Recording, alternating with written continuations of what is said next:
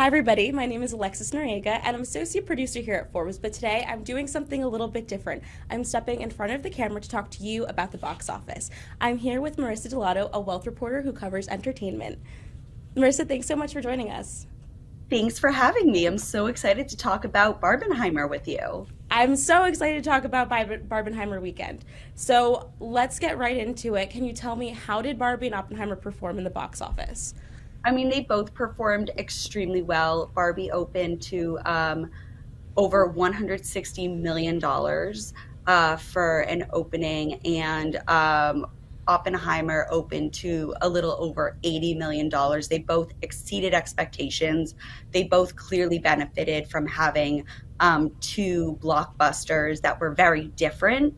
Um, happening at the exact same time, opening the same weekend. I think so much of the Barbenheimer conversation was like, are they going to eat into each other?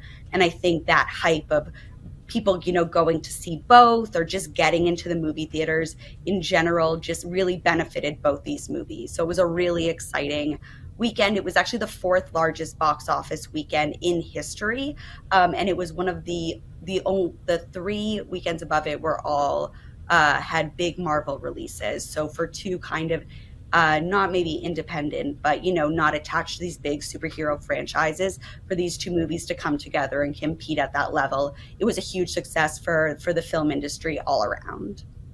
Yeah, absolutely. Those numbers you mentioned are huge. So I wanted to ask you, are these typical numbers that you would see in the theaters, especially in a post-pandemic world? This is one of the largest weekends we've had since probably pre-pandemic, since 2019. It's been really hard to get numbers like this. Um, you know, just even one movie, let alone both happening at the same time. These are both, I mean, obviously Christopher Nolan has a huge fan base behind him. Greta Gerwig similarly has a huge fan base behind her. Obviously, the Barbie marketing train was absolutely incredible, couldn't be stopped. It's Barbie was, had the biggest opening of this year already. So it is like these very novel things that are happening. Yeah, absolutely. I love that you touched on Christopher Nolan, Greta Gerwig. Greta Gerwig had one of the biggest openings, or the biggest opening from a female director in the box office ever, which is amazing. And it's also a testament to the amount of work and effort that was put into Barbie. And so, something that I want to touch on too is the um, kind of like you said, that Barbie and Oppenheimer didn't actually detract people from coming into the movie theaters or going to one movie or the other. They actually complemented each other really well. So there was also some discussion on the internet about the Universal versus Discovery Warner Brothers conversation. Now, is this typical that these two studios would plan a weekend in the box office to release at the same time and complement each other, or would they be battling it out? I think the competition ended up being good for conversation and really ended up feeding into everything. Whereas usually, I mean, you kind of want to be the only movie releasing that weekend so people don't have a choice. But in this situation, I think it was like an object in motion stays in motion. A person at the movies is going to stay at the movies and see another movie. So I think because they were both so interesting and very different films, they're not similar in anyway. So I think that's why it was one of the few times this could happen and kind of benefit both films. Yeah, that's great. I love talking about numbers, but I want to talk about a few numbers that are really important to me. And that is how these movies are scoring with audiences and critics. So, how are these movies being reviewed? Absolutely. So on CinemaScore, both movies have A's, top scores you can get. On Rotten Tomatoes, Barbie has 90% from critics, Oppenheimer has 94. I mean, they're both extremely popular with fans. They are being really well received. What's really interesting is despite the huge marketing push for Barbie, its plot stayed very much secret. Reviews did not come out until a few days before. People didn't know, they were excited for Barbie. I think people didn't know what they were walking into, and the fact that they got this really weird, fascinating, cute film about gender roles and the expectation about being a woman in society and existentialism. I think the fact that so many audiences are still, maybe they thought they were going to go, party pink. Everyone was so excited to dress up for the happy film, and what they got was so emotional and deep. And the fact that they aren't turning away from that, but actually being like, that was awesome, is a really special thing. And I think it's something that only Greta could have pulled off because she's amazing. Absolutely. I want to take a little look into the future here. So, what's the future for these movies? We've seen films, have a really big opening weekend and they usually drop off a little bit. There's been so much hype, there's been so much marketing, there's been so much conversations and memes about Barbie and Oppenheimer. Do you think we'll see such a big drop off going forward? I think we won't have as big of a drop off this weekend. The Haunted Mansion is coming out, which I think is obviously it's geared towards maybe different audiences than both Barbie and Oppenheimer were.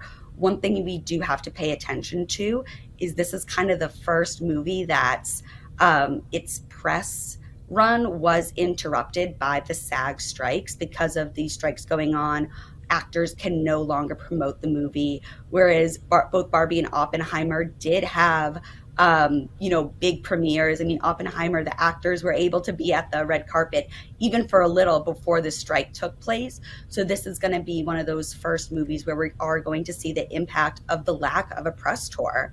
Whereas both Barbie and Oppenheimer got to really have maybe 90% of they lost the last week because of the strikes. Haunted Mansion lost a lot.